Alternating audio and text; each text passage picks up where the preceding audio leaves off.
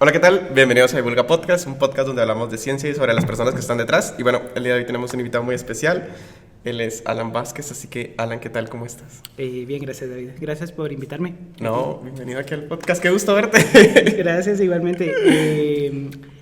Pues la verdad es que me siento honrado de estar aquí. Vi todos los otros podcasts y es como, wow, qué gente tan increíble la que ha pasado por acá. Sí, hay mucha gente muy pro aquí en Guate, que no siempre está en Guate, pero que nació en Guate. Ajá, exacto. Hay una fuga de cerebros. Más que todo en mi área. Bueno, y solo para presentarles así brevemente a Alan, pues Alan es químico farmacéutico y tiene una especialidad en bioinformática, químico computacional, y ahorita da clases en la Marroquín y en la UVG. Entonces, Alan, ¿cómo definirías tus intereses en la ciencia? ¿Cómo sería un breve resumen de quién es Alan y qué hace Alan? Wow. Pues yo soy Alan Vázquez, soy químico farmacéutico, pero ahí es donde empieza la disyuntiva. Porque ¿Y por qué disyuntiva? Yo me gradué de químico farmacéutico, Ajá. pero yo no trabajo como de químico farmacéutico, ¿verdad? Yo trabajo como lo que se llama científico de datos, ciencia de datos y química computacional. Y entonces, o sea, mi base obviamente es la química farmacéutica. Si no fuera químico farmacéutico no podría hacer nada de esto, ¿verdad? Pero ya como que estoy bastante alejado De lo que es. de lo que es, ajá. Pero yo creo que es parte de la carrera, ¿verdad? Creo que esta carrera tiene un montón de campo, ¿verdad? Y te abre un montón de espacios. ¿Qué otra pregunta era? Ah, sí, ¿qué hago? Ajá, ¿cuáles son tus intereses en la ciencia? Pues eso, química computacional y ciencia de datos, sobre todo. Ok. Y pongámosle, para empezar un poco, si quieres, primero aclaremos un poco de qué vamos a hablar. Entonces, ¿cuál es la diferencia entre, por ejemplo, química computacional y bioinformática? Bueno, que bioinformática es más grande que la química computacional. Ajá. O sea, la química computacional es como una parte de la bioinformática, pero como que todavía no están tan definidas todas estas áreas. Entonces la bioinformática hasta ahora, o mejor dicho, como se interpreta aquí en Guate, es más que todo el análisis de secuencias biológicas. Con secuencias biológicas me refiero a ADN y análisis de proteínas. Ok. Entonces se aplican herramientas informáticas para procesar esa gran cantidad de información, ¿verdad? Ajá. ¿Y qué sería la química computacional entonces? Es la simulación de sistemas químicos en la computadora, químicos y bioquímicos. Pero sin modelas, por decirlo así. En bioinformática solo procesas información, por decirlo así. Exacto, en bioinformática trabajas con secuencias, más que todo. Okay. Secuencias de ADN, secuencias de... ¿Y cómo fue que empezaste acá? O sea, es un poco complejo, ¿no? Porque, ¿o hace cuánto tiempo llevas ya en esto? ¿Cómo fueron tus inicios? Mira, yo creo que empecé un poco como por curiosidad, porque tal vez fue desde que llevaba química orgánica, en segundo año de la U, cuando me empezaron a enseñar todo esto de la quiralidad, de el ciclohexano y de que los axiales y los ecuatoriales y la inversión de la silla. Y yo pensaba como que esto estaba bien chilero, pero es difícil de explicar y es difícil de imaginar. Ok. Entonces dije, ¿cómo lo puedo como explicar diferente, verdad? Entonces pensé como en la computadora tal vez se pueden hacer imágenes o se pueden hacer animaciones para mostrar cómo funciona eso. Y ahí fue tal vez donde me empezó a llamar la atención, ¿verdad? Después, como que cada vez que había alguna oportunidad de formación me metía, porque aquí en Guatemala pues no existe la carrera. Hace poco existió la carrera en la del Valle de bioinformática, ¿verdad? Ay, de verdad. ¿Y qué le pasó? La salaron. A ver. Y póngale, si uno se plantea, yo quiero hacer química computacional. ¿Cómo se hace esto, por decirlo así? Bueno, primero necesitas una buena base de química teórica. Ajá. O sea, necesitas entender las teorías que hay detrás de la mate de la química computacional. Porque lo que pasa es que la idea es simular sistemas biológicos o sistemas químicos, ¿verdad? Pero para simular esto, pues es una como modelización de la realidad, ¿verdad? Entonces tenés que haber observado previamente cómo funciona la realidad y para poder luego modelarla, ¿verdad? El problema es que la realidad es súper compleja, muy compleja. Entonces hay, o sea, dependiendo de qué tanto nivel de teoría le quieras meter a tu simulación, así se te puede complicar un montón. ¿verdad? Ok. Entonces, digamos, lo más complicado serían los métodos cuánticos, a partir de que se basan en la ecuación de Schrödinger, del movimiento de los electrones. ¿Y qué quisieras modelar usando eso, para decirlo así? Con eso se modelan, por ejemplo, orbitales de electrónicos excitados y como fundamentales, digamos, en estado fundamental como en estado excitado. Ajá. Entonces, puedes calcular cuánta energía se requiere para que este electrón promueva Ok. un estado. Entonces, como que puedes saber si un compuesto te va a absorber luz en esta longitud de onda o así por medio de esto. También puedes como modelar reacciones químicas como tal. Modelan interacciones, digamos, entre una partícula y otra, ¿verdad? Un ion y un electrón, o un ciclo aromático que es hidrofóbico con un aminoácido de una proteína que también es hidrofóbica, ¿verdad? Entonces,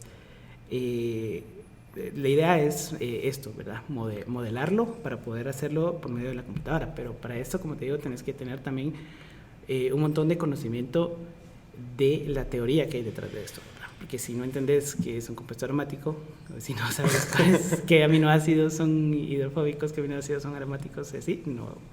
Y pongámosle como al final, como dijiste, es como una simulación de la realidad, pero no es la realidad. Entonces, por ejemplo, ¿por qué yo escogería hacer como mi experimento a través de química computacional y no hacerlo en la realidad? Pues ahora fíjate que es parte de un montón de procesos de investigación. Perdón, yo te digo, ponele, un arquitecto, antes de hacer su edificio, lo modela en la computadora. Ajá. Pues, ¿qué otra carrera se me puede ocurrir?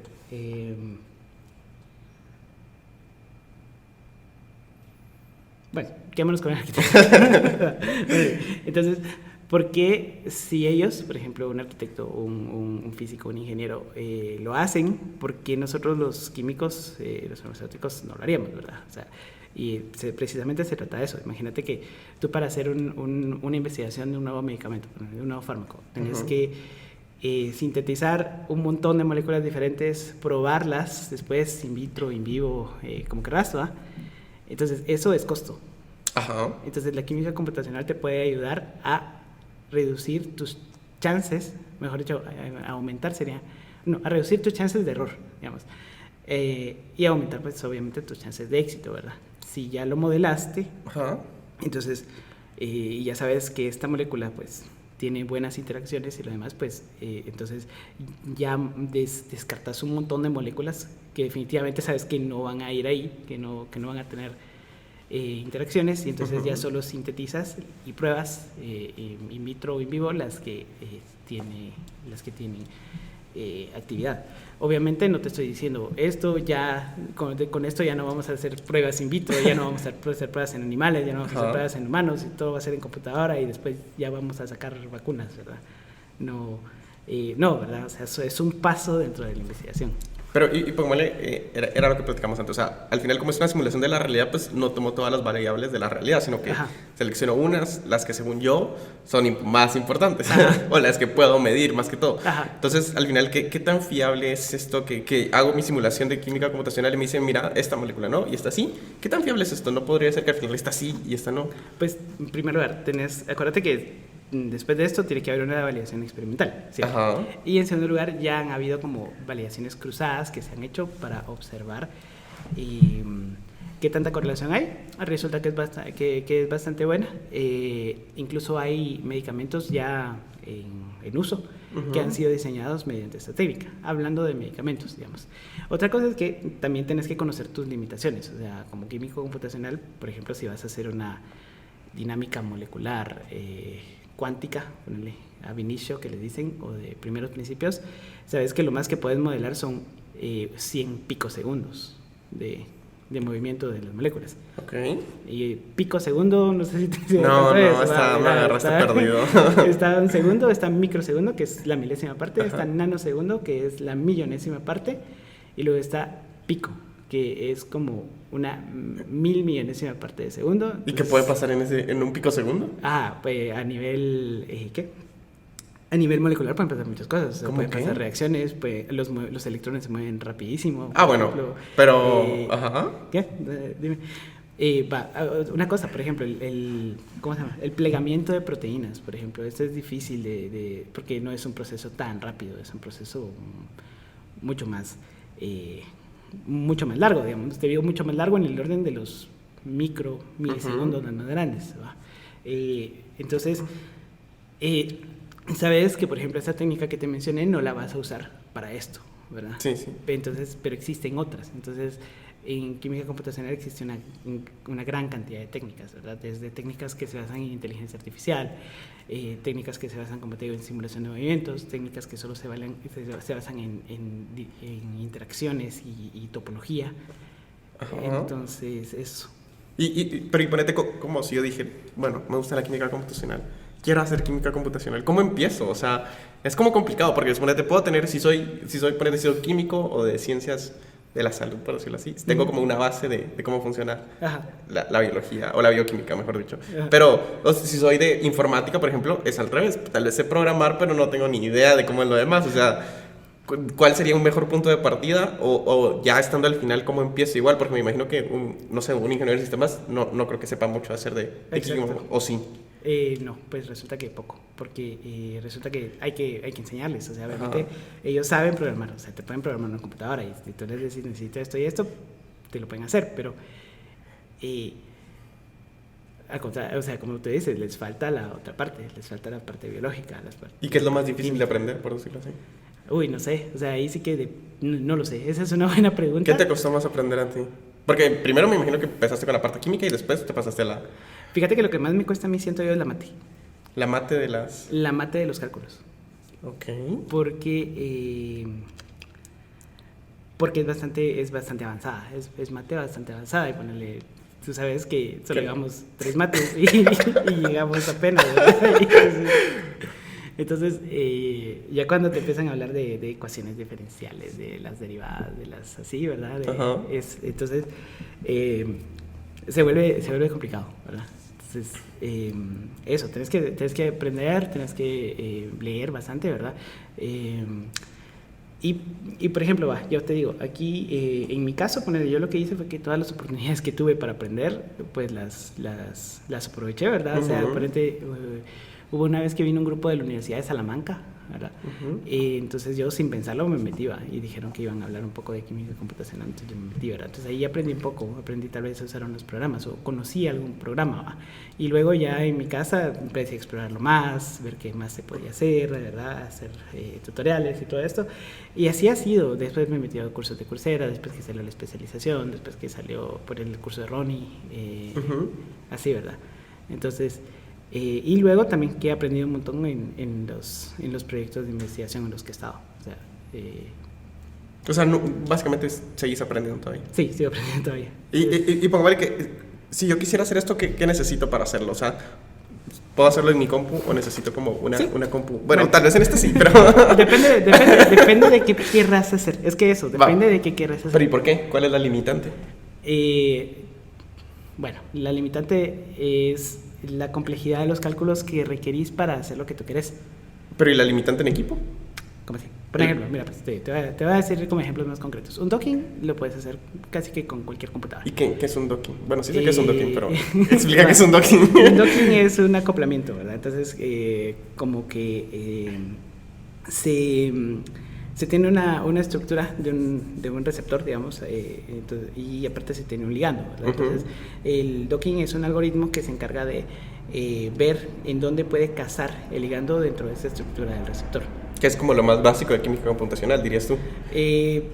Pues eso es como, no diría que es lo más básico tampoco, o sea, es una cosa, o sea, es algo que tal vez no requiere tanto poder de cómputo.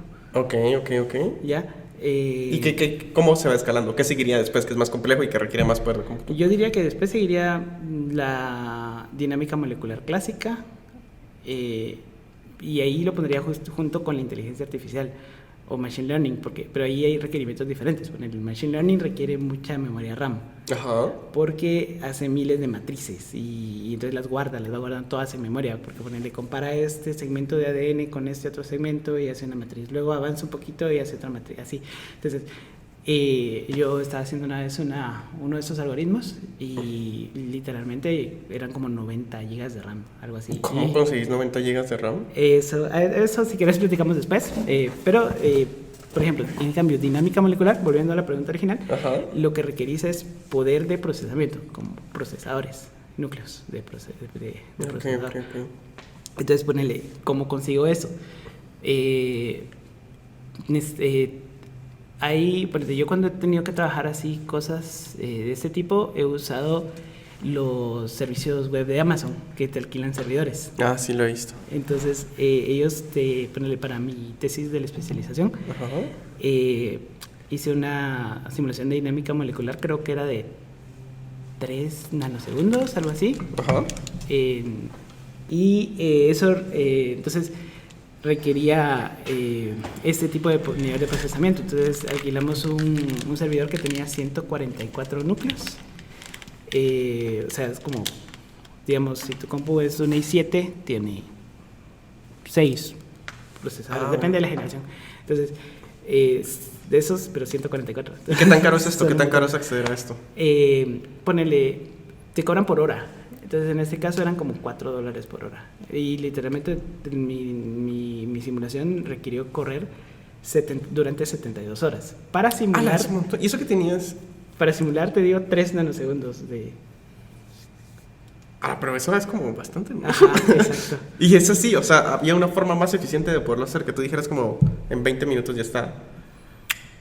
Pues escala hasta cierto punto, digamos. Pero siempre hay una limitante de que ya no existe. Siempre hay una limitante en donde, digamos, porque hay cálculos que dependen de otros. Entonces, como que aunque tengas 20.000 núcleos, por ejemplo, va a estar sin hacer nada porque depende de este otro que tiene que calcular una cosa primero. Hasta que termine puede seguir Entonces, hay cosas así, o sea, te digo, puedes escalar hasta cierto punto. Y luego de eso, pues ya no tanto, ¿verdad? Como un punto óptimo pero es difícil también determinarlo. ¿Y qué estaba simulando ahí?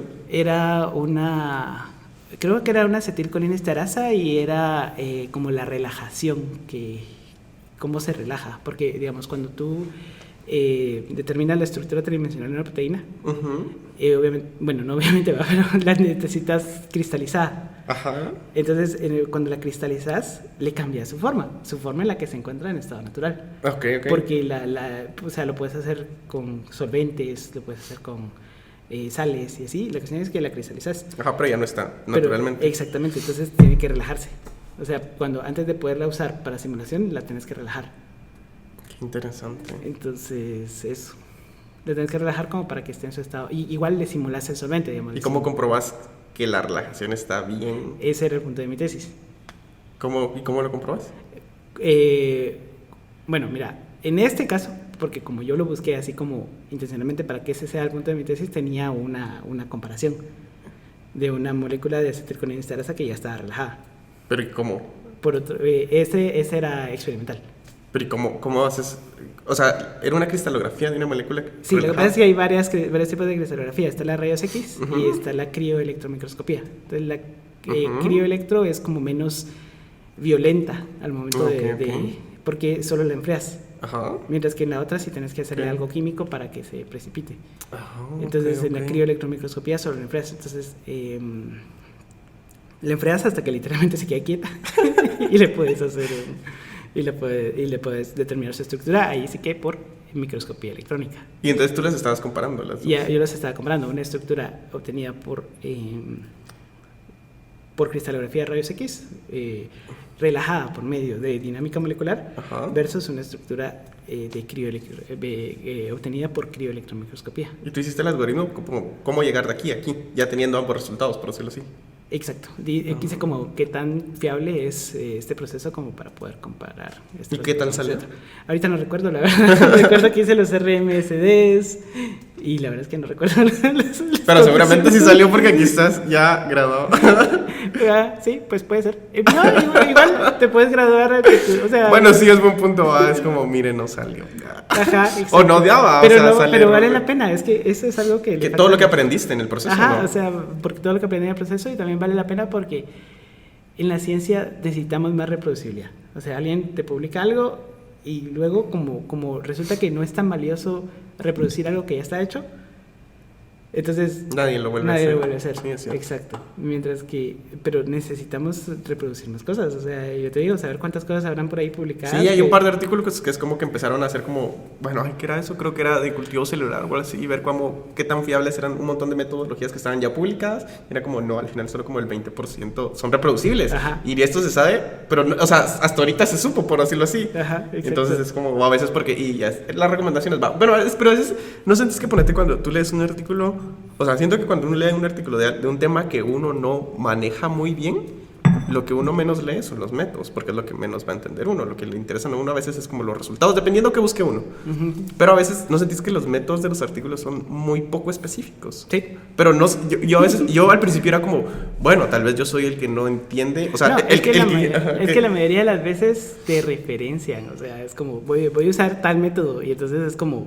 ahí hay una referencia que te manda otro artículo. Y lo buscas y el otro artículo dice, te referencia a otro método. Y así, hasta que llegas como a un artículo de 1965 y decís como, ¿cómo todo esto se está basando en esto? Ajá, exacto. Pero al final, no. Pero eso pasa, fíjate que va, por ejemplo. Pero eso está bien. Teoría funcional de la densidad, que es algo en lo que yo estoy metido ahorita. Ajá. Estaba viendo cabal que estaban hablando de que es difícil ver cómo ha evolucionado el campo porque si tú te basas en las citaciones del artículo original en donde publicaron esta teoría, uh-huh, ya la gente no lo cita. Ya no citas el artículo original. ¿Por qué? Porque es tan antiguo que ya no lo citas. Pero citas a alguien que ya lo citó, ¿no? Citas a alguien, exacto, y así te vas. Entonces, ellos lo que hicieron fue eso. Ver de dónde venían todas las citas. Exacto, y al final encontraron 13.000 artículos que estaban relacionados con este artículo padre. Que es súper viejo. Es un montón, ajá. ¿Sí? No, bueno, sí, es súper viejo, 1970 y algo, creo. ¿Y qué tan correcto es esto? O sea, esto está bien, o sea, está bien, porque al final te dicen, no, ponete todos, te dicen así como, se va a citar algo, que cite algo que sea, no sé, del 2010 para acá, que está bien, pero al final todos los que están en el 2010 están citados en otro más viejo, en otro más viejo, en otro más viejo, entonces nunca hay como un corte real de... Pero es que también, o sea, se supone que sí tienes que hacerlo más nuevo. Entonces... Ajá, sí, pero nunca hay como todo lo... No sé, y sabes que es lo más chistoso que a veces ponete, me pasó, yo estaba leyendo ese método y él se citaba otro artículo que era de él. Entonces, que también, y él ponía, se usó tal método y se citaba otro artículo que era de él también. Y así, entonces al final era como, daba una vueltecita en todos sus artículos y solo faltaba cerrar como el círculo donde se citaba. Entonces era como, nunca te explican cómo lo hizo de verdad. Pero eso también es autocitación y también es para tener más citas, ¿verdad? Sí, para que tu pero ICH aumente. No sé, uno esperaría que eso en la revisión de pares te da así como, mire, explique mejor sus métodos o mire, no se puede basar en este artículo que está basado en tan viejo, no sé. No sé.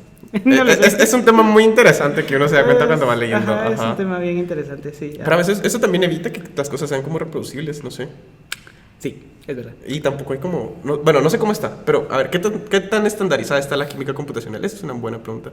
Porque suponete, si tú quieres hacer un docking, hay muchas formas de hacer un docking. Sí, hay muchas formas de hacer Entonces es como, ok, yo quiero hacer un docking para tal cosa. Que puedes hacerlo de muchas formas. ¿Cuál es la mejor? O sea, y al final, ¿qué haces? ¿Usas la que todos están usando? ¿O qué tan estandarizada está esto? ¿O es como muy vago? Solo es como, yo creo que esta me puede funcionar, o pruebas todas. ¿Qué harías? Es más o menos así como dijiste. O sea, usas la que tengas a la mano. O sea, y usas alguna que se ajuste a lo que estás haciendo. Porque ponele, si quieres hacer un docking y resulta que tu ligando se une a un metal que está en un compuesto de coordinación, hay algunos programas que no te lo van a hacer. Okay. Entonces tenés que usar alguno que sí pueda. Entonces así. Y te vas, o sea, bueno, y eso lo sabes hasta que ya probaste. Hasta que ya sabes usar los programas, ¿no?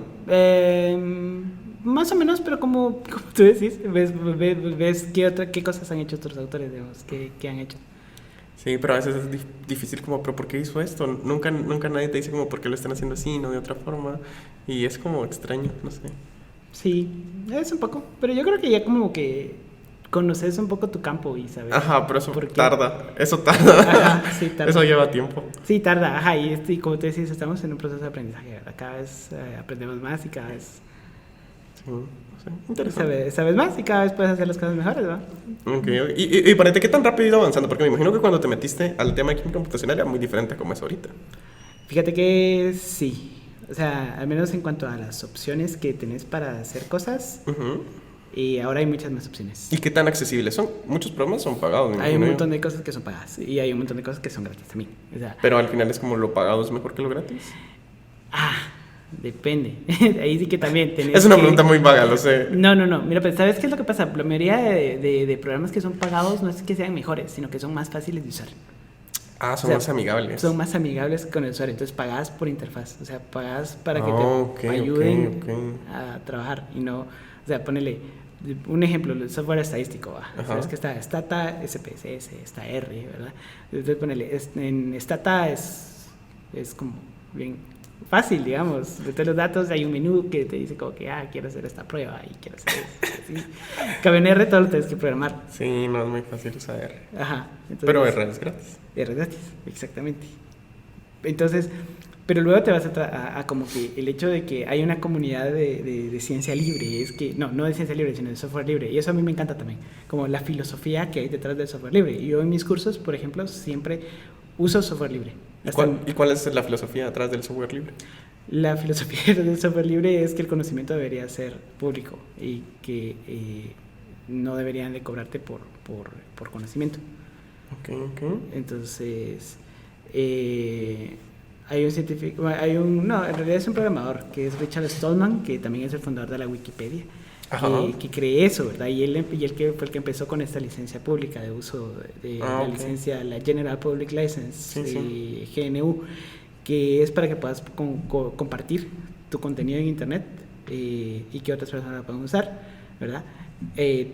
Teniendo, por ejemplo, algunas ventajas como que te van a citar, ¿verdad? Que van a darte como la atribución de esto, ¿verdad? Y tampoco te van a copiar descaradamente, ¿verdad? Entonces, él fue el que empezó con esto. Entonces, en ciencia, por lo menos yo soy de esa filosofía y yo creo que un montón de científicos son de esa filosofía, porque por eso existen tanto software libre para hacer química computacional. O sea, porque puedes hacer un montón de cosas, porque dice que la gente pone a disponibilidad su software para que lo puedan usar. Y para empezar, ¿cuál dirías que es un buen software para empezar para alguien que no sabe nada de química computacional? Diría que Avogadro. Ok. Es que Avogadro es un Es programita simple. en el que puedes dibujar moléculas, puedes hacer algunas cosas 3D, puedes optimizar. Es como un Paint. Ajá, es como un Paint, pero Un Paint Super Pro. Pero es 3D. Ajá. Ahora, si lo que quieres hacer es estructuras 2D bidimensionales, sería Marvin JS. Que Sí. ese es un ejemplo de software que está libre, disponible, gratis. ¿Y si ya te quieres pasar a 3D? Pues empezás con Avogadro. Ok. Y así, te quieres pasar a 3D, luego te quieres pasar a animación, luego te quieres pasar a... Así, ¿verdad? O sea, ahí hay un montón de programas para hacer de todo. Y esa es otra cosa, o sea, al final creo que también llega un punto donde, bueno, está esto de que supuestamente tener más opciones te da como más libertad a escoger, pero al final siento, está lo contrario, que te dice no, tener más opciones Te confunde más. te confunde y te limita porque tenés tantas que es como no sabes lo que estás perdiendo al escoger una. Ajá. Entonces es como, sería más fácil tener solo dos y digo, bueno, tengo el 50% de estar en lo correcto. Entonces es como, ahora que hay tanto, ¿cómo discernir? Es como, bueno, puedo usar este programa o mejor este, y nunca los puedes conocer todos. O puede que sí, pero te llevaría demasiado tiempo. Ajá. ¿Cómo partís tú ahí? Mira, pues por ejemplo, yo ya tengo como mis programas que yo conozco y uso. Ajá. Entonces, aunque hay otras opciones, o sea, yo como que en parte siento que también me he especializado en esos programas. Entonces los conozco y sé cómo funcionan y sé las limitantes que tienen y las ventajas que tienen y así. Entonces, siento que en parte es eso y además también hay algunas cosas que usa todo el mundo. O sea, que es como lo básico. Ajá, que es como que todos usan esto, digamos. Ponele, en estos cálculos que te digo, ab initio, hay como 5 programas. Entonces no son tantos. No son tantos. ¿Y por qué hay tan pocos? Porque es muy complejo. O porque esos funcionan simplemente y ya. No, quizás porque es muy específico. O sea, okay. tal vez, o sea, ponele, la mayoría de estos están diseñados como por grupos de investigación que están en universidades. Entonces es como, tal vez no hay tal vez no hay tantas universidades que tengan este departamento de biofísica, ponele. Entonces, Eso es cierto. ajá. Entonces, ellos hacen su software y también ellos mismos a veces lo siguen mejorando, ¿verdad? Entonces, hay algunos software que se han quedado desactualizados. Ponele, antes había uno para docking que se llamaba Molegro, y ya no lo siguieron. O sea, sí hay algunos que se abandonan, también por el hecho de que son libres, ¿verdad? O sea, eso también es una desventaja del software libre, que como no hay ingresos, no hay plata por medio, ¿verdad? Entonces, el programador, por ejemplo, lo puede abandonar. Necesita vivir, necesita que comer. Exacto, ajá, aunque hay también un poco de ego atrás, o sea, porque un programador va a trabajar de gratis. Ponele, puede ser simplemente ego, o sea, como que es mi software. Pues, pero así, ¿verdad? ¿Crees que está mal? ¿Cómo? ¿Crees que está mal tener ego? No, no está mal. Pero es un impulso, o sea, es te un estoy impulso, hablando ¿no? de Eso sí los es cierto. impulsos, o sea, ¿por qué lo vas a hacer? ¿Por qué vas a trabajar gratis? Sí, ¿Por porque qué es vas a- como mío. Ajá, es como mío. Es como mi hora, ¿no? Ajá, exacto, algo así. Como tener un hijo, es mío. Ajá, exacto, algo Está así. bien, está bien. Es algo así como eso. Y si quieres, hablemos de los proyectos en los que has estado. ¿Cuál ha sido como el proyecto más difícil en el que has estado que tú dijiste como, uy, no? Hablando de química computacional, el más complicado en el que has estado. Pues no hay ninguno que diga como, uy, no. La verdad es que cuando me he metido a los proyectos ya Ajá. conozco un poco acerca de eso. como ¿Sabes a qué para- meterte? Ajá. No te pones la exacto. soga al cuello solito. A veces sí, digo que te pones la soga al cuello. Porque cuando te ha pasado, ¿qué estabas haciendo cuando dijiste como... A ver, te puedo hablar del de RedCap. Ajá, Bueno, a ver. Va, ¿qué fue y por qué? Va, te voy a decir. Bueno, yo trabajo en una facultad de medicina, ¿verdad? Ujú. Entonces, ahí pues doy el curso de bioinformática, ¿verdad? Ujú. Y entonces en este curso de bioinformática, pues por dar ese curso, una doctora, que de hecho es la jefa del departamento de trauma del Roosevelt, Ah, ok. me habló, mire Alan, usted me puede ayudar con esto y esto, ¿verdad? Era una base, básicamente quería montar una base de datos. Ajá. Y yo ya sabía de un software muy bueno para base de datos que funciona, ¿verdad? Pero el problema es que yo sabía usar el software, pero en ese caso tenía que irme desde lo más básico, te digo, desde tener un servidor con Linux. Sí, tenías que hacer no solo el software, sino hacerlo físico también, el equipo. No, ¿O a qué te porque refieres? también es alquilado, digamos. O sea, Ok. desde un sistema operativo en blanco. Ajá. Entonces, partís como instalando los requerimientos, ¿verdad? Instalando MySQL, PHP, Apache, que es Ok. web, después de eso va como el código, después de eso van como las conexiones. O sea, sabía un poco, o sea, sabía del software de base de datos porque lo había usado ya, perdón, y sabía sobre servidores porque los utilizo, ¿verdad? Para hacerlo de los cálculos, te digo. Ajá, Pero ajá. ponerle hacer que código para servidor funcione o sea, era como algo diferente a lo que había hecho, digamos, nunca había hecho eso. ¿Por qué una base de datos? ¿Qué era lo que se quería hacer? Pues son datos de pacientes, digamos, es Ajá. llevar un registro porque es un proyecto del NIH, de hecho. Entonces tenían iPads, tenían ese servidor, entonces todo esto era para poder hacer un registro de este departamento del hospital, ¿verdad? Ok. Entonces, eso. ¿Y qué pasó? Pues al final lo logré. O sea, lo logré y todo, está corriendo, ahí está. ¿Y todavía funciona? Sí, ahorita sí está. De hecho, ahí ya han salido 2 publicaciones de esto. De los datos que se recopilan en el Ajá, departamento de trauma del Roosevelt. Ajá, exacto.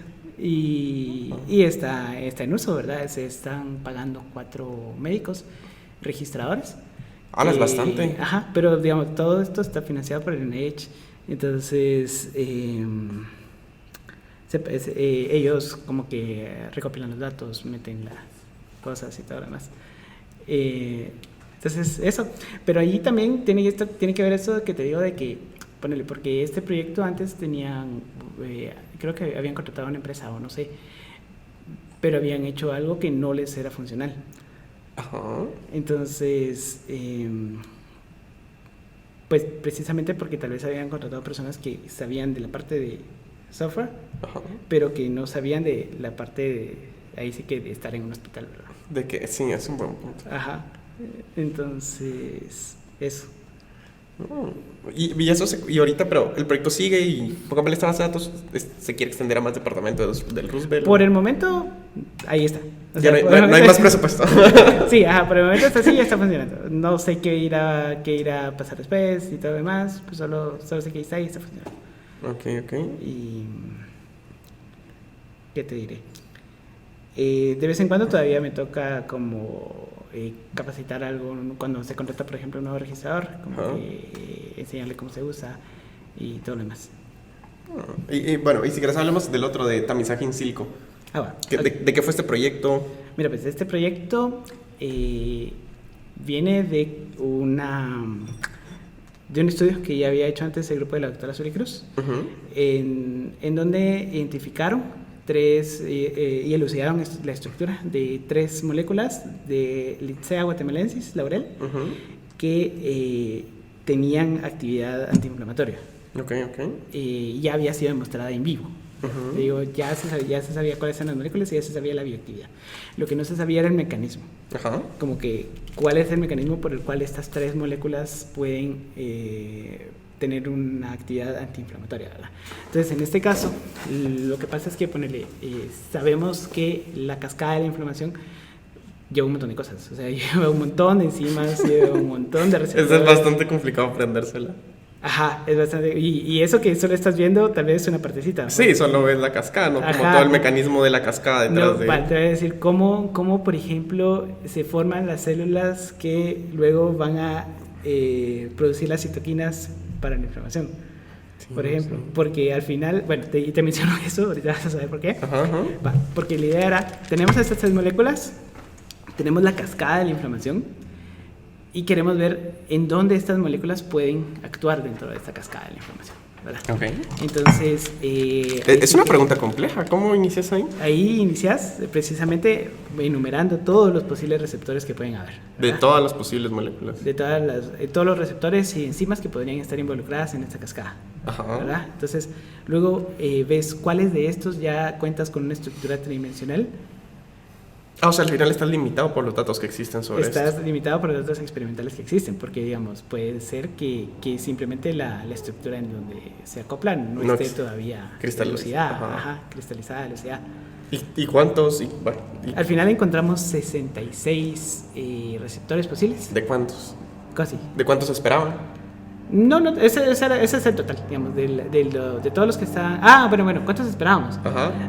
Si todo estuviera elucidado, ¿cuántos tendrían que haber habido? Quizás unos 90 y algo. Bueno, pero es un buen porcentaje. Es un buen porcentaje, sí. Hay varios aviones hoy. Pero es un buen porcentaje, o sea, es más del 60%. Exacto. Sí. Y después probas uno por uno. Después probas uno por uno. Entonces, ponele, ahí ya empezaste en que, bueno, yo lo puedo hacer en software libre, pero en este caso usamos software pagado. ¿Por qué? Porque era mucho, o sea, tenía 3, de estas estructuras, luego las relajamos. O sea, tenías que relajarlas, así como te expliqué, que las relajas para ver cómo sería realmente su estructura en solvente, temperatura, por ejemplo, en plasma, digamos, y en la temperatura humana, por ejemplo, 37 grados centígrados, ¿verdad? Entonces las relajadas, de ahí tomamos 5 muestras de esas estructuras ya relajadas, 5 muestras posibles. Entonces ese número de enzimas se multiplicó por 5, ¿verdad? 66 por 5. Y luego probar cada uno de los 3 moléculas que te digo que tenían la bioactividad con cada una de estas. Entonces ese número lo multiplicas otra vez por 3. Entonces al final son un montón de documents que hay que hacer. Y básicamente es tiempo de procesamiento. Es tiempo de procesamiento y aparte es tiempo tuyo, porque ponele, si hubiera usado software libre, cada uno se hace a mano, tendría que haberlo hecho a mano. Entonces, mientras que con este software privativo que usamos, me permitía pues correr, digamos, para cada pareja de metabolito receptor, hacer un docking. Entonces hacía 15 en uno, digamos. Luego el procesamiento de datos es otra cosa, porque cada docking te da 10 posibilidades 10 posibilidades. 10 posibles poses, entonces tenés que verlas como que verlas, inspeccionar visualmente. ¿Y por qué visualmente? Podés programar para que el programa... Te saque como estadística, para que ¿no? te Y la saque más como probable. estadística. Sí se puede hacer, pero igual falla. O sea, hay veces que falla, porque a veces simplemente la molécula está al revés. O sea, y aparte como... Entonces, eso, o sea, la verdad es que sí hay que inspeccionar. O sea, Va, sí, y tuviste que ver, o sea, fue un montón de tiempo de ¿Cómo? ver eso, fue un montón de tiempo de ver uno por uno. Sí, fue bastante tiempo. Y al final, suponete, con cuántos candidatos te quedaste? Mira, al final lo que hicimos fue como enlistarlos, hacer un top, digamos, de los que mejores puntuaciones habían tenido. Ajá. Y, digamos, de esas 10, fueron de solo de esas top 10, fue que hicimos análisis visual. De ese okay. O sea, no hicimos análisis visual de todo. Sí, okay. Entonces, así fue. Y al final, ahí está lo interesante, la enzima, la más prometedora fue una que se llama dihidroteroato sintasa. Ajá. Que lo que hace es que tiene que ver con la ruta de las pirimidinas. Ajá. Que se usa en la síntesis de células inflamatorias. Ah, ok. O sea, tiene sentido, por decirlo así. Sí, tiene sentido, pero ponele, no es lo primero que pensás. Lo primero que pensás es como la COX.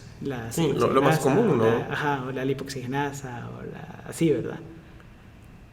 Pero entonces, bueno, se quedó así y ahorita lo que en teoría tocaría sería comprobarlo en vivo. Exactamente, ahora seguiría sintetizar estos y comprobarlos, tal vez no en vivo, ahorita primero en vitro, primero como un ensayo de unión con la enzima, ¿verdad? Porque de hecho en vivo ya está, o sea, en vivo ya está, ya se sabe que sí tienen actividad antiinflamatoria. Solo es in vitro para ver. Ahorita habría que ver eso, ¿verdad? ¿Y lo van a hacer? Pues probablemente sí, o sea, hay que meter el proyecto y todo, ¿verdad? Y ahí ya dependemos de otros departamentos, porque lo hice con química medicinal. Ajá. Pero digamos, estas pruebas ya no son especialidad de química medicinal, ¿verdad? Ya es especialidad de otro departamento, así. Sí, necesitarían un lab también. Ajá, necesitamos un laboratorio que esté equipado para poder hacer esto. Complicado. Pero así es la ciencia y así se va, o sea, y tal vez en algún momento encontremos a alguien que quiera trabajar con... sería interesante. Ajá. Incluso el hecho de sintetizarlas, ponele, porque... Bueno, sí, va, sí. Porque hay que sintetizarlas para poderlas probar, tienes que tenerlas. Necesitan un químico que sepa sintetizar. Exacto, sí. Eso podría ser un proyecto. Entonces, sí. Como te digo, la química computacional va metida en una línea de investigación, no está solita, pues, o sea, igual que todo, o sea, eso es ahora un paso que se hace. Como te digo, hacer como un arquitecto que dibuja su edificio en la computadora antes de hacerlo, así es la química computacional. Pero ¿y entonces qué? O sea... es que, o sea, bueno, en teoría deberíamos de aprender a hacer esto, pero no se aprende como tan profundamente. No lo aprendes tan profundamente porque en medio de todas las otras clases que llevas de química computacional tenés un laboratorio de 2 semanas. Entonces... Ajá, entonces es como, pero ¿así debería ser? ¿O qué pensás? Ay, no sé, porque... Entonces, o deberían de haber más cursos optativos. Es que mira, yo te podría decir sí, pero porque es el campo que a mí me gusta. Pero, sí, alguien de hospitalario sería como, no, tienen que aprender. O alguien de industria, es como yo voy a ir a control de calidad porque me va a interesar. Es un buen punto. Ajá. Sí. ¿Crees que debería ser más una especialización? Creo que podría ser más una especialización. ¿Y aquí en Guate hay forma de especializarse en eso? Pues todavía está la ingeniería. ¿Y? La especialización de bioinformática en ingeniería, que este año espero que sea mejor. Tal vez doy clases ahí. ¿Y crees que sí vale la pena? O sea, si alguien quisiera aprender esto, ¿vale la pena esa maestría? Mira, yo creo que sí, más ahora. Porque ahorita ya hay más gente que conozco que quiere meterse a dar clases ahí. Entonces, así. Gente que lo trabaja, por decirlo así. Ajá, gente que lo trabaja o gente que ya llevó tal vez la especialización y dijo como que, esto se puede mejorar o esto, así. Es lo único que hay aquí en Guate. ¿Cómo así? ¿Que sepas? Que yo sepa, bueno, está... sí, yo creo que sí. Ahora, porque como te digo, la del Valle ya cerró la carrera de bioinformática. Wow. Ahí va. Y si querés démosle con el proyecto de que empezaste, que me contaste que no les habían dado presupuesto y qué pasó y que terminaste con blockchain.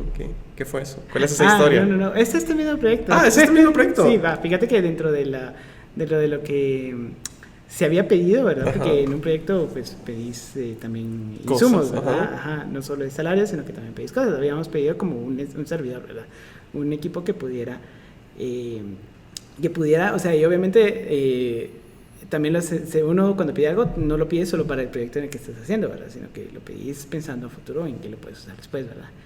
Entonces, pero al final, pues era el año de la pandemia, era 2020. Casual. Ajá, hubo, no sé si sabes, que hay todavía un shortage, el chip shortage, que es como un problema global, que hay escasez de los materiales que se utilizan para fabricar chips de computadora. Ajá. Entonces todo está carísimo y ponele, conseguimos creo que 2 al final empresas que sí estaban dispuestas a vender el equipo. ¿Y qué querían comprar? ¿Cómo? ¿Qué querían comprar? Era un servidor con un procesador, ¿qué es? Un Threadripper 3990X, que es un procesador de 128 núcleos. ¿Y qué tan caro es esto? Solo el procesador costaba $4,000. Ah, bueno, no es tan así como... No era tan caro, pero aparte obviamente necesitas más, ¿verdad? Porque necesitas una tarjeta, una mother que sea compatible, necesitas todo el sistema, ¿verdad? Ajá. Entonces, pero lo básico o el cerebro era esto, ¿verdad? ¿Y qué pasó? Que no nos compraron nada porque las empresas que nos habían ofrecido nos habían mandado cotización y todo, cuando ya salió el evento que te compras, agua te compras, ¿Nadie aplicó? no aplicaron. ¿Pero y por qué? No sé, ¿Y no los llamaron? No sé, los llamamos y todo, y todavía nos dijeron como que sáquenlo otra, y salió por segunda vez ¿Y nunca nadie aplicó? y no aplicaron otra vez. Entonces ¿Se perdió porque nadie aplicó? se perdió, se fue a fondo común esa plata. Pero, Entonces, sí, se perdió, qué triste, pero así pasa. Entonces, igual yo de antemano había comprado, bueno, en ese tiempo yo estaba también armando mi computadora, ¿va? Entonces usé mi dinero del proyecto, digamos, para comprar cosas, y así, entonces al final lo hice con mi propia compu, digamos. Y también algunas otras compus de los miembros del equipo, ¿verdad? Que me ayudaron a hacer, que hicieron cosas, ¿verdad? Por ejemplo, de las dinámicas moleculares nos las distribuimos, ¿verdad? Entonces yo hice algunas. ¿Y lo dejabas corriendo tu compu ahí? Dejaba con el compu, exacto. Luego, ¿qué? Sí, la cuestión es que al final del proyecto, pues, me quedé con una super compu, que la podía usar para jugar, pero era como, no, la verdad es que no tengo tanto tiempo para jugar como quisiera. Entonces, dije entonces en eso también fue medio que el boom de eso de las criptomonedas. Entonces tenía 2 tarjetas gráficas y dije, pues me voy a meter. ¿Y qué tan complicado fue? ¿Qué tan complicado es hacerlo? ¿Qué cosa? ¿Aprender a minar? No es tan complicado, o sea, son unos archivos BAT de código de Windows. Entonces como que haces también, es una línea, o sea, haces tu línea de programación en donde pones la dirección de tu wallet, de tu billetera, y pones algunos otros parámetros de qué tanto querés que trabaje tu compu, ¿verdad? Entonces, y la dejas corriendo, la dejas encendida 24 horas, 7 días a la semana. ¿Y qué tal? A ver, mira, al principio era rentable, al principio me fue bastante bien porque tenía casi el 200% de rendimiento, digamos. Mi factura de luz subió extremadamente, digamos. ¿Qué tanto subió tu factura de luz? Como el 500%. No. Sí. O sea, sí sube la luz. ¿Y eso qué? Sí, sube. Yo tenía 2 tarjetas de video. Pero aún así era rentable. Aún así era rentable. Entonces, porque ponerle, te digo, y ganaba como el 200% de lo que invertía. Está súper bien. Ajá, entonces lo único es que después es difícil pasar tus criptomonedas a monedas de verdad. ¿Por qué? ¿Qué tan difícil es? Lo que pasa es que te arriesgas un poco porque, bueno, para empezar, no te compran a menos que tengas ya $500. Entonces, hasta que tengas $500 es el mínimo que puedes usar. Después, que como que las casas, digamos, de trading no se hacen responsables, sino que ellos no son las que te los compran, sino que son personas. Entonces ellos solo son mediadores. Entonces se basa como en una calificación, digamos, algo así como los pilotos de Uber, que este comprador tiene 5 estrellas, entonces es confiable, ¿verdad? Y él te da el dinero y tú le das las monedas. Ajá, exacto. Él te da el dinero y tú le das las monedas. Yo nunca lo hice al final. O sea, nunca vendí mis monedas. Ahí están todavía. No todas, porque, digamos, lo que empecé a hacer fue como comprar empecé a gastar en cositas como por ejemplo Netflix lo puedes pagar con criptomonedas. Ah, ¿de verdad? Ajá. Ah, Torre ok. también. La Torre, supermercado La Torre. Lo puedes pagar con criptomonedas. Pero primero tienes que comprar un certificado de regalo. O sea, ellos te venden certificados de regalo, ponerle por 200 quetzales y les das tus criptomonedas. ¿Es en y- serio? Ajá. No sabía, wow. Qué innovadores los de la torre. Sí, ajá.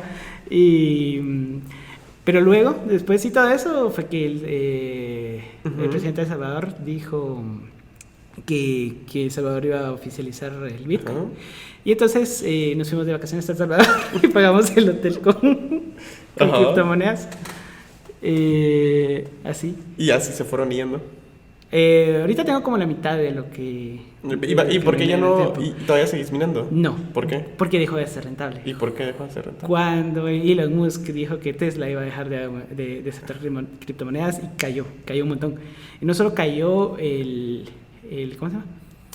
El valor de la criptomoneda, sino que también Ajá. como todo el mundo quería vender las suyas. Entonces la tasa de costo por transacción disminuyó. Ok.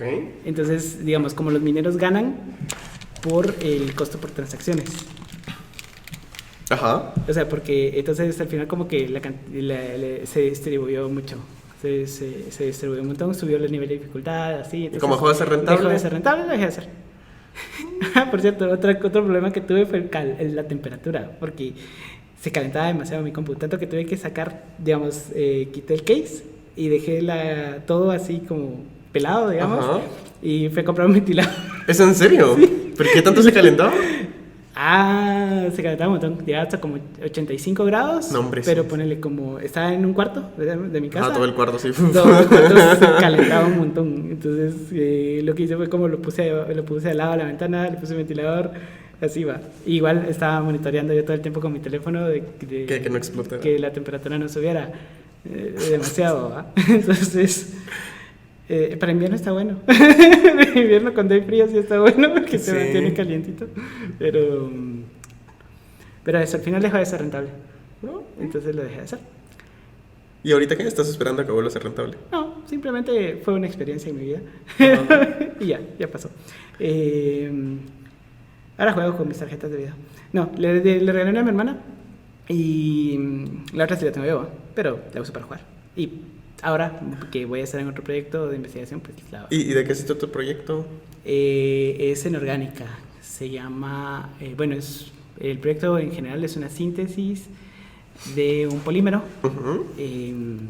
que puede liberar colorantes catiónicos en agua, o sea, hacer como una liberación controlada de estos colorantes. ¿Y por qué quisieras hacer eso? ¿Cómo así que por qué quisieras hacer ¿Por qué eso? quisieras hacer un polímero que libere cantidades controladas de colorantes? Más que todo es lo contrario.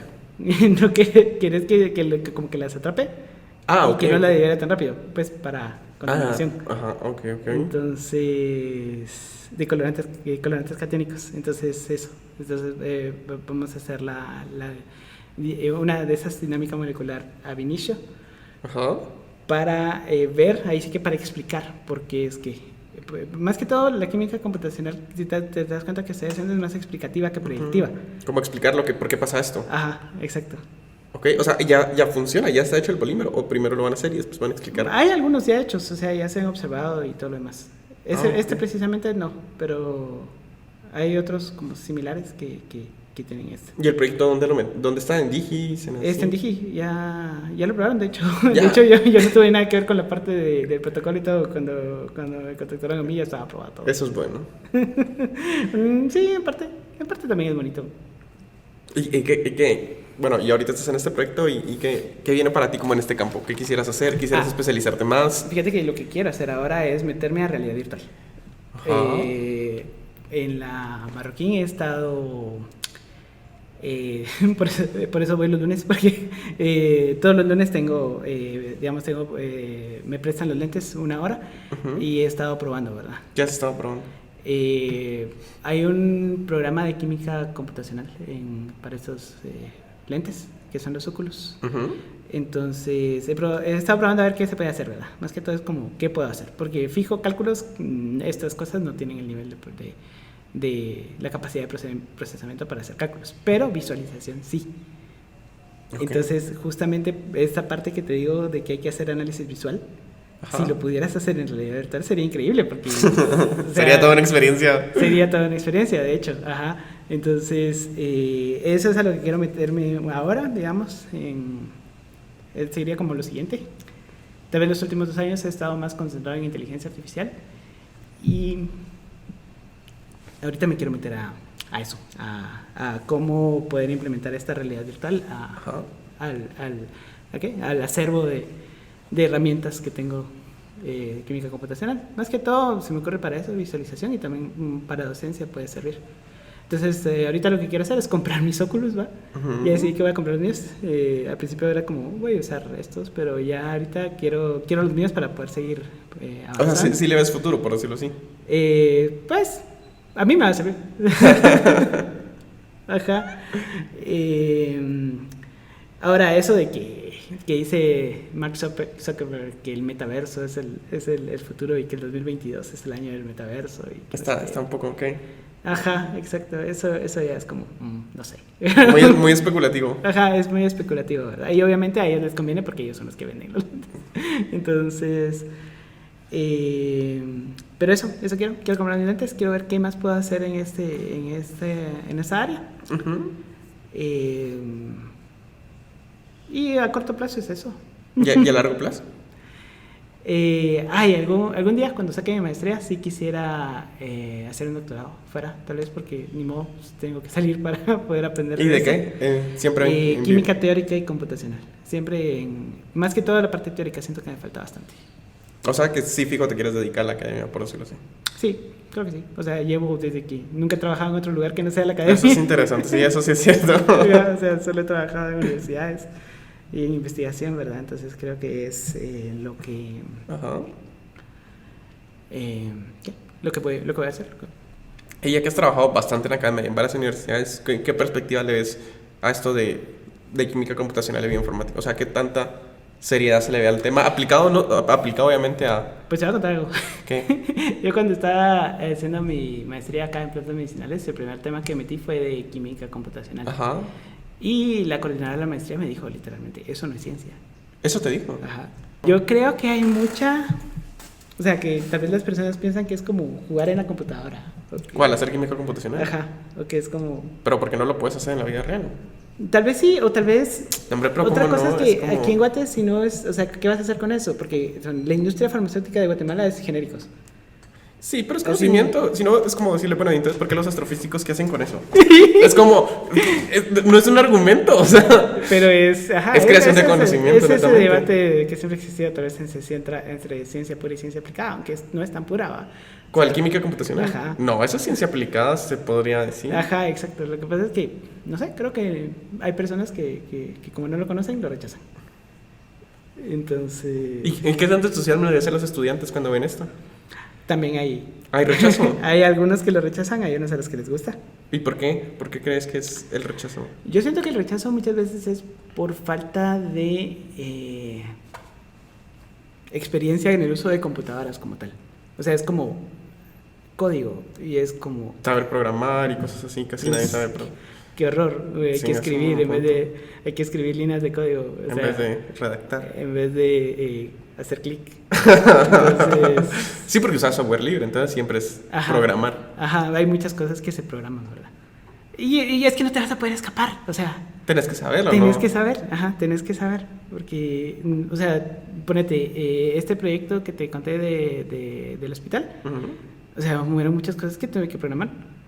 O sea, hay Porque no todo lo tenés hecho, por decirlo así ya. o ponele, hay mucho software que otros programadores hacen, pero para poder implementarlo tenés que, Adaptarlo. ajá, tenés que hacer comandos, tenés que conectar unas cosas con otras. Así, ¿verdad? Entonces, sí, yo creo que les da miedo la programación. Y Puede ser. tal vez sí, o no sé. Pero entonces, ¿qué dices? O sea, ¿cómo le ves futuro? Bueno, o sea, tal vez la pregunta no sea si le ves futuro aquí en Guatemala, porque teóricamente debería de Fíjate tener que, futuro. bueno, yo tuve ahorita, por ejemplo, también, como te digo, hay algunos estudiantes que sí, o sea, tuve 2 tesistas que, ala, increíble, me encanta cómo aprendieron, cómo Ajá. ejecutaron sus proyectos, o sea, hay mucho ¿De fue- tesis? Ajá, O sea, mucho fue iniciativa de ellos, también como que, voy a hacer esto. Es no que me uno se sale, emociona voy a hacer bastante. esto. Es como, Ajá. uno cree que lo puede hacer todo.